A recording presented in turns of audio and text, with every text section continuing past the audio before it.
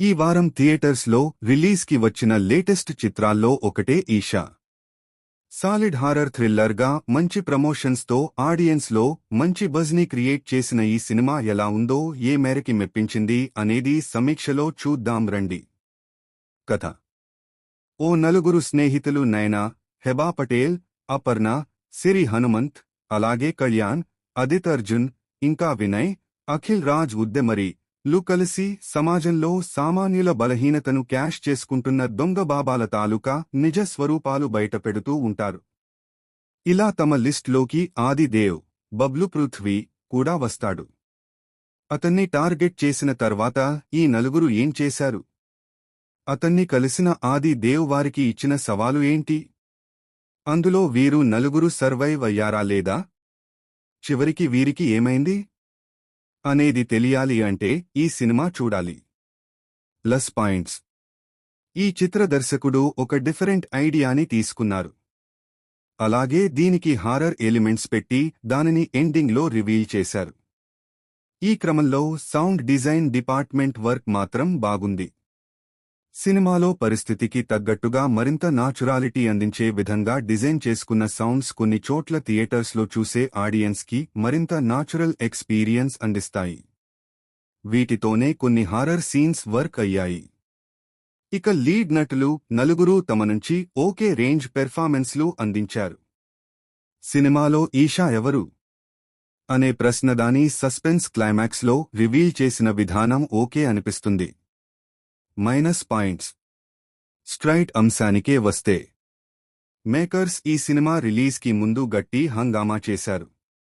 Telugu audience జీవితంలోనే ఇలాంటి horror cinema చూసి ఉండరు అని అంగీకారపత్రం అంటూ చాలానే తతంగం నడిచింది. కానీ సీన్ కట్ చేస్తే సినిమాలో ఆ రేంజ్ అంశాలు ఉండకపోవడం గమనార్హం. ఆ స్టేట్మెంట్స్ నమ్మి వెళ్లే ఆడియన్స్ అంచనాలు అందుకోలేక ఈ సినిమా డిజపాయింట్ చేస్తుంది.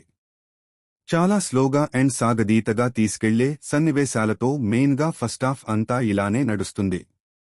దీనితో అసలు చూసే ఆడియన్స్కి ఎందుకు ఇంతలా సాగదీస్తున్నారు అనేది అర్థం కాకుండా ఉంటుంది.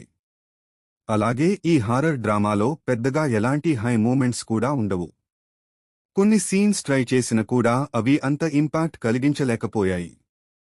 పైగా అనవసరంగా పెంచేసిన సౌండింగ్ కొన్ని సీన్స్లో జెన్యూనిటీని తగ్గించినట్టు అనిపిస్తుంది. ఇక ఫస్టాఫ్ ఒకటే అనుకుంటే సెకండాఫ్ తీరు కూడా అలానే ఉంటుంది.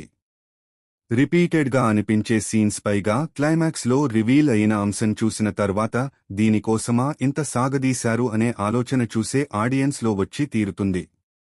అనుకున్న ఐడియా మంచిది కావచ్చు, కానీ దీనిని ప్రెజెంట్ చేసే విధానంలో చూసే ఆడియన్ దృష్టి కోణాన్ని కించపరిచే విధంగా తెరకెక్కించడం అనేది ఒకంత అందరికీ పాజిటివ్గా ఎక్కకపోవచ్చు.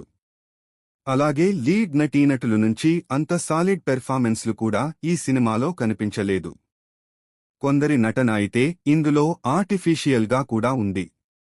సాంకేతిక వర్గం: ఈ సినిమాలో నిర్మాణ విలువలు అంత బాలేవు. మెయిన్గా సెటప్ ఇంకా విఎఫ్ఎక్స్ వర్క్ లాంటివి ఇంప్రెసివ్గా లేవు. కానీ మిగతా టెక్నికల్ టీమ్, సంగీతం వగైరా అంశాలతో సినిమాని లేపే ప్రయత్నం చేశారు. కానీ మెయిన్ మ్యాటర్ వీక్ అయినప్పుడు వీరి ఎఫర్ట్స్కి కూడా అంత జస్టిస్ జరిగినట్టు అనిపించదు. అలాగే దర్శకుడు శ్రీనివాస్ మన్నే తీసుకున్న మెయిన్ పాయింట్ ఓకే, కానీ దీనిని క్లైమాక్స్లో రివీల్ చేయడానికి చేసిన ప్రయత్నాలు సాగదీత కథనం డిజపాయింట్ చేస్తాయి. మెయిన్గా రైటింగ్ వీక్గా ఉంది. కొన్ని ప్రశ్నలు సమాధానం లేకుండానే చూపించేశారు.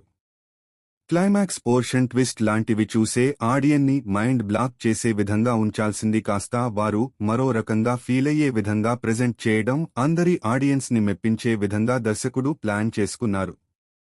ఇవి డిజపాయింట్ చేస్తాయి.